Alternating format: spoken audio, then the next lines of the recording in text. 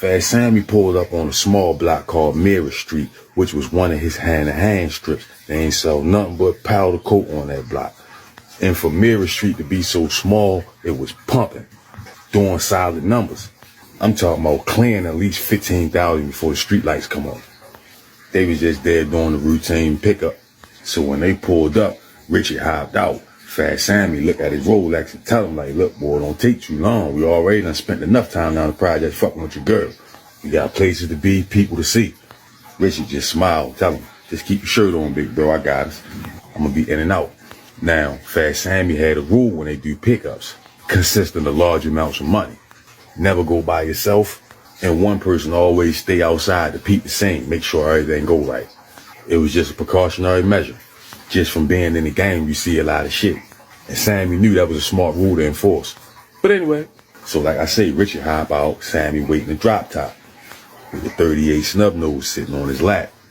So as Richard start walking up the walkway, Fast Sammy tell him, like, boy, I'm gonna go ahead on circle the block, come around, park at the top of the street, just change my position. So Richard like, all right. He make his way up the walkway, stick his key in the front door. Fast Sammy pulled away from the curb, looking around, watching all the cars, playing his mirrors, looking for anything that looked suspicious. He pulled around behind Mirror Street, come back to the top of the block. Now he done switched his position. He looking down the street towards the house. Now Fast Sammy thing was, he know how long it take to make it drop. Ain't no need for no extra time to be spent when you doing business. It don't take long to make an exchange. So Sammy sitting at the top of the block, keep checking his Rolex. Like, man, what the fuck taking this nigga so long, man?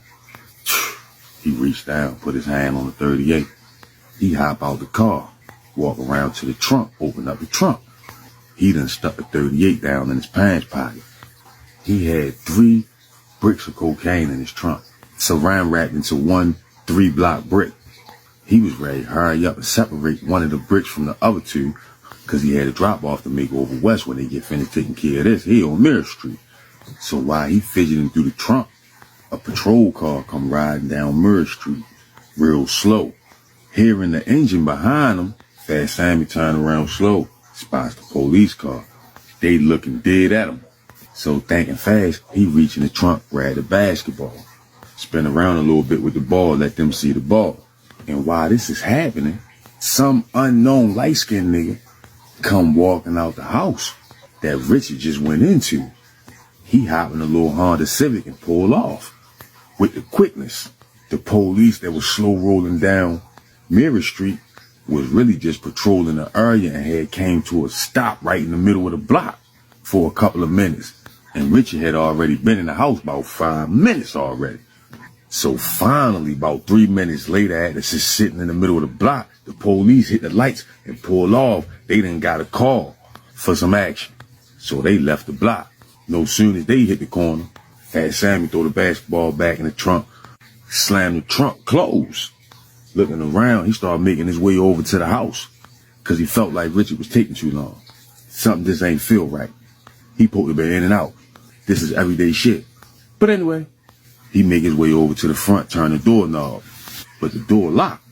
So him not having the key, Richard had his key for real. Cause Fast Sammy had the key to all the houses where he had money coming in and out. But he had let Richard hold the key. So he knocked on the door. Nobody coming to the door, so he get to trying to peek through the blinds, can't see through the window. Knowing Richard just went in there, he like, man, something ain't right. So he walked around the side of the house, get around to the back. Get to looking through the kitchen window, it's like a little slit in the blinds, like some burgundy curtains. He looked in through the little slit in the curtain, and he could see niggas tied up on the couch.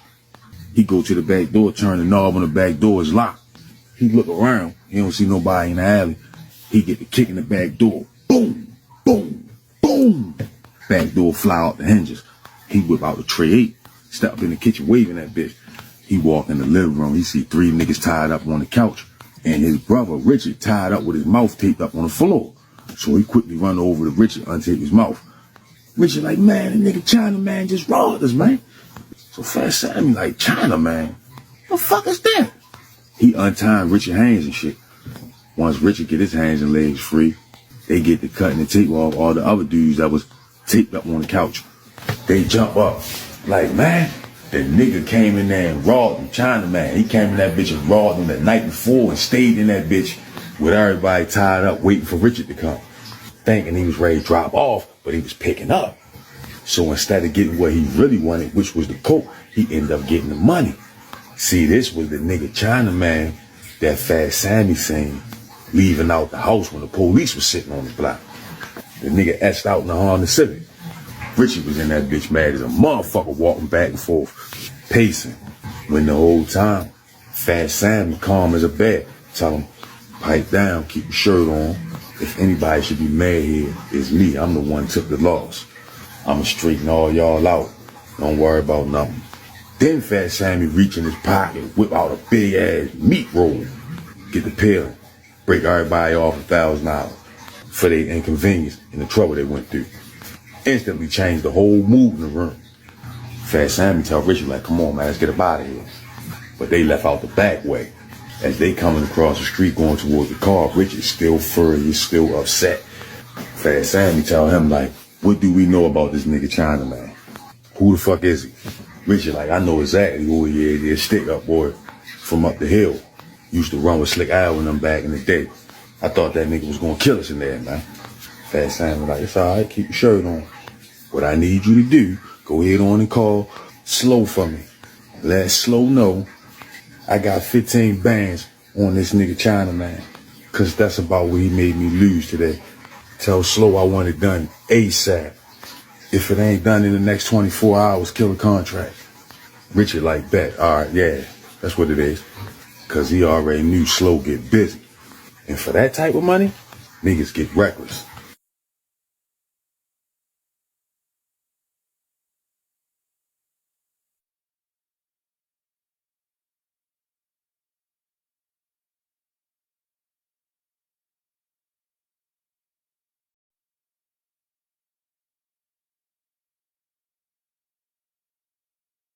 Fat Sammy pulled up on a small block called Mirror Street, which was one of his hand-to-hand strips. They ain't sell nothing but powder coat on that block.